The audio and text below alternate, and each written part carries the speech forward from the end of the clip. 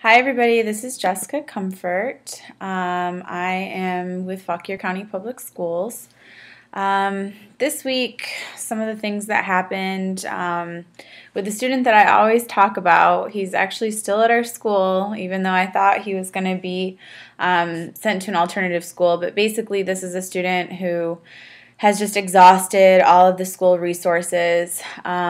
We've met and talked about outplacement, but the last thing that we had to do before we outplaced him was put him into total one-on-one teaching in the ED classroom. And so right now he is completely contained. He doesn't go out for any classes except for PE. He eats lunch in the classroom. He takes all of his classes in the classroom, in the ED classroom. And since we've done this has just been the first week, and I don't know if he just got scared that he was going to get kicked out of school because he was suspended for 4 days, and then he was told that if he gets any more referrals or in any kind of trouble that he's gone. But since then, his behavior's gotten much better. He's been giving hugs to staff at the end of the day, which is very unlike him. He's even given me a couple hugs.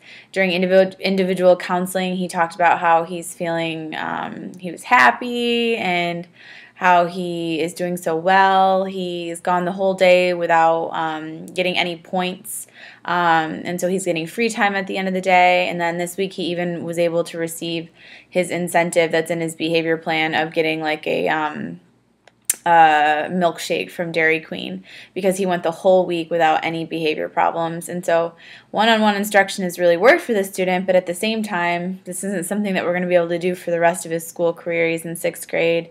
He's very capable of being in inclusion classes, but it is helping with his behavior, so for now we're going to keep him in there for the rest of the year. But if he does get any kind of discipline or behavior problems, he will be sent out. So it's kind of like a waiting game to see how long it lasts. Other highlights is we had a couple FAP meetings, which is the Family Assessment and Planning Team, just getting kids that we have in our program more counseling and mentoring time up until the end of the school year. And the student that I always am talking about, I actually had been recommending, saying, why don't we get him some mentoring? He could really use a mentor outside of school or maybe some in-home counseling. And we found out that there were actually some extra funds in FAPT, and so we are going to get him hooked up with some services, which is wonderful. Other things, I went to a social service meeting for Prince William County, which was pretty interesting. I got to see the social service board and kind of participate in that meeting. And then I also went to a play therapy training, which was on the use of TheraPlay and therapy interventions. So that was pretty interesting as well. Summary of the supervision meeting this week. Basically, we just talked about some of the theory and interventions that we use as a school social worker, most of those being cognitive behavioral therapy, using the strength perspective quite a bit, and then task-centered interventions, and then obviously case management too. So we talked about these, and we talked a little bit about, termination, and my supervisor, gave me some recommendations for what I should do for my next field placement. And I also talked to my supervisor about the different things I had learned at both the social services board meeting as well as the play therapy meeting. Some of the competencies that I demonstrated this week were advocating for client access to the services of social work. And this was with the student that we're going to be able to get some money for mentoring and counseling. He's one of the kids that I see primarily, and this is something that I've been wanting for him for a while. We just didn't think there were funds. So once we found out that there were funds, I obviously recommended this again for him, and we were able to get it. Other things were being able to conduct myself as a professional social worker, by representing George Mason, by going to these board meetings and going to the FAP meetings. Demonstrating effective oral communication and working with individuals, groups, communities, with colleagues. Same thing, just by demonstrating in these meetings.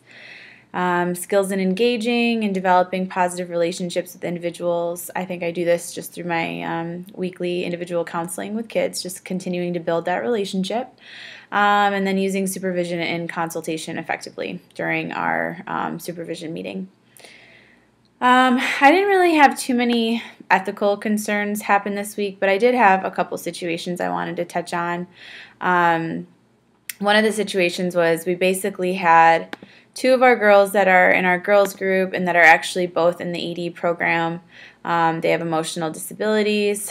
Reach out to my supervisor and I, telling us about another student, a male student who's also in the ED program, who they said has been propositioning them and kind of harassing them, calling them at home all the time, saying inappropriate things to them in school. One of the girls said that this boy was, going in and trying to kiss her at her locker. And so we had them write a statement. Both of these girls have lied quite a bit in the past, and they're also both really into, getting all up in the drama in school. But we had them write their statement, and they signed their names. And when we called the student in, who this has also been a problem with him in the past, as far as him just keeping his, feelings under control, and he's definitely going through puberty, having some hormones going on and everything. But he has had girls say these things about him in the past and has had some issues with this. But he basically denied everything. So it's their word against his word. So it's kind of like, what do you do in that situation? Who do you believe? What do you do next? And so that's something I struggled with.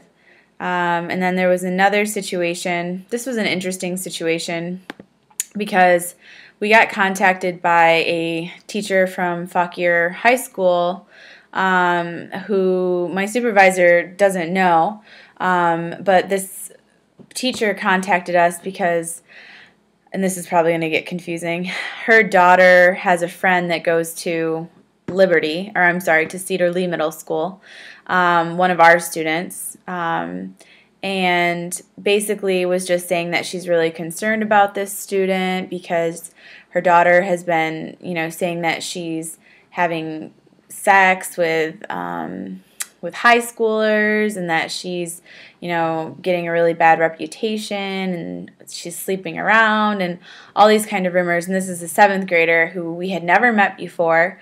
And based on this one phone call, we called this girl in kind of to just talk to her and see if she needed any help. And basically the way my supervisor went about it was just saying that she's heard a couple concerns from teachers and she wanted to just clarify and just see if anything was going on. So my supervisor handled it really well, and the girl seemed very surprised that we were asking her these questions and said that she does have a boyfriend who's in 9th grade, but that they're not sexually active, and basically just made it seem like everything's okay and pretty normal. So for my question, I don't really have too much to say about it, but I guess my question is just in situations like the two that I just talked about, how do we know, what the right answer is on what to do? Do you guys think that it's just based on experience, or do you think this is something that we learn in ethics or in our social work education? I was really happy I was able to be there with my supervisor when she intervened in both of these situations because I just wouldn't have known how to go about it. So that's my question, just what do we do and how do we know what's right? So that is all for this week. I hope you guys have a good week. Thanks.